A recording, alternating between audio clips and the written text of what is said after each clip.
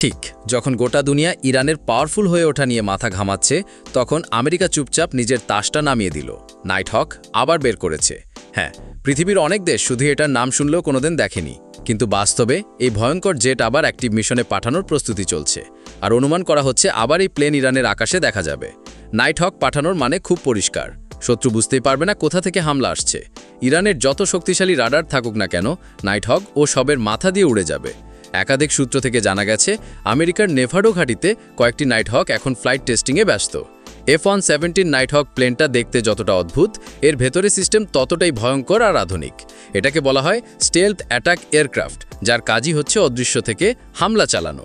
আর এজন্যই এর ডিজাইন এমন যেন কোনোভাবে রাডারে ধরা না পড়ে। আর এই চেহারার নিচে লুকিয়ে থাকে নানা ধরনের সেন্সর, লেজার গাইডিং সিস্টেম আর ভয়ঙ্কর স্মার্ট বোমা। এই প্ল্যানের সবচেয়ে বড় বৈশিষ্ট্য হলো এর অস্ত্র বহন ক্ষমতা। যদিও অন্য যুদ্ধবিমানের মতো এর বাইরের ডানায় কোনো বোমা বা মিসাইল ঝোলানো থাকে না, তাই F-117-এর সব অস্ত্র থাকে প্ল্যানের ভেতরের দিকে। এই প্ল্যান একসাথে দুটি স্মার্ট বোমা বহন করতে পারে, যেগুলো সাধারণত হয় প্যাভোয়ে 3 বা প্যাভোয়ে 2। দুটোই ভয়ঙ্কর ধরনের লেজার গাইডেড বোমা, যেগুলো অত্যন্ত নির্ভুলভাবে নির্দিষ্ট লক্ষ্যে গিয়ে পড়ে।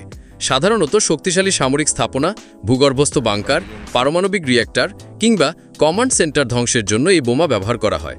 এ কারণে এটাকে ইরানে পাঠানোর সম্ভাবনা সবথেকে বেশি। এই ফাইটার জেট প্রতি ঘন্টার 1100 কিলোমিটার গতিতে চলতে পারে। একটানা বাতাসে 2.5 ঘন্টা ভেসে থেকে মিশন চালিয়ে যেতে পারে। একবার জ্বালানি ফুল লোড করে এটা প্রায় 1800 কিলোমিটার ঘুরে আসতে পারে। সবথেকে অবাক করার ব্যাপার হলো এটা মাটি থেকে সর্বোচ্চ 13 কিলোমিটার উপরে উঠতে পারে, যেখানে সাধারণ কোনো ফাইটার জেট পৌঁছানো অসম্ভব।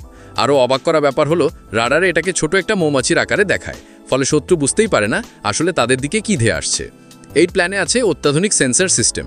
এর সামনের দিকে রয়েছে ইনফ্রারেড ক্যামেরা, রাতে বা অন্ধকারেও লক্ষ্যবস্তু স্পষ্ট দেখতে পারে। কিন্তু সমস্যা হলো এটা নিজে থেকে লড়াই করতে পারে না, অর্থাৎ এতে কোনো মেশিন গান বা এয়ার টু এয়ার মিসাইল নেই। কারণ এর কাজই হচ্ছে লুকিয়ে থেকে নিখুঁতভাবে নির্দিষ্ট টার্গেটে হামলা চালিয়ে ফিরে আসা। আত্মরক্ষার জন্য এর পুরো গায়ে এক ধরনের বিশেষ প্রলেপ দেওয়া থাকে, যেটা রাডারের তরঙ্গ শুষে নেয়। এই ফাইটার জেট এত বিশাল হলেও এর মধ্যে মাত্র একজন পাইলট বসতে পারে। জানলে অবাক হবেন, একটা নাইট হক চালানো শেখানোর জন্য একজন পাইলটকে টানা 3 বছর প্রশিক্ষণ নিতে হয়। তবে আমেরিকা এটাকে কখনো বের করে না, কারণ তাদের কাছে অন্য যে সকল ফাইটার জেট কিংবা বোমারু বিমান আছে সেগুলো দিয়েই মিশন কমপ্লিট করে আসতে পারে। বহু বছর পর আবার এই নাইট হক প্ল্যান কেন বের করা হয়েছে এটা নিয়ে সবাই চিন্তায় পড়ে গিয়েছে। এই প্ল্যানের মিশন একটাই, চুপি চুপি ঢুকে টার্গেট ধ্বংস করে আবার চুপচাপ বেরিয়ে যাওয়া। আর এই কারণেই এটাকে ব্যবহার করা হয় সবচেয়ে উচ্চ ঝুঁকির মিশনে। যেমন কোনো দেশে পারমাণবিক স্থাপনে হামলা চালাতে হলে প্রথমে এই প্ল্যান দিয়ে আঘাত করা হয়। রাডার সিস্টেম, কমিউনিকেশন সেন্টার, বিমান ঘাঁটি সব তছনছ করে দিয়ে আসে নাইট হক, তারপর বাকিরা প্রবেশ করে। আমেরিকার এই পদক্ষেপ শুধু ইরানের জন্য হুমকি না, এটা একটা রাজনৈতিক বার্তাও, যা বিশ্বকে বোঝাতে চাচ্ছে আমরা যা ইচ্ছা তাই করতে পারি আর তোমরা বুঝতেও পারবে না। জাতিসংঘ বা অন্য কোনো আন্তর্জাতিক সংগঠন যাই বলুক না কেন, এমন স্টেলথ অস্ত্র থাকলে কারো অনুমতির দরকার হয় না। সব মিলিয়ে বোঝাই যাচ্ছে নাইট হক আবার ফিরে এসেছে, কিন্তু এবার আরও ভয়ঙ্কর হয়ে।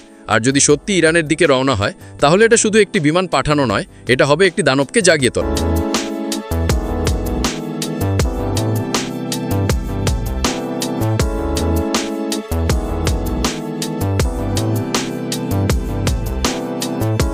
Thanks for watching. Please subscribe my channel.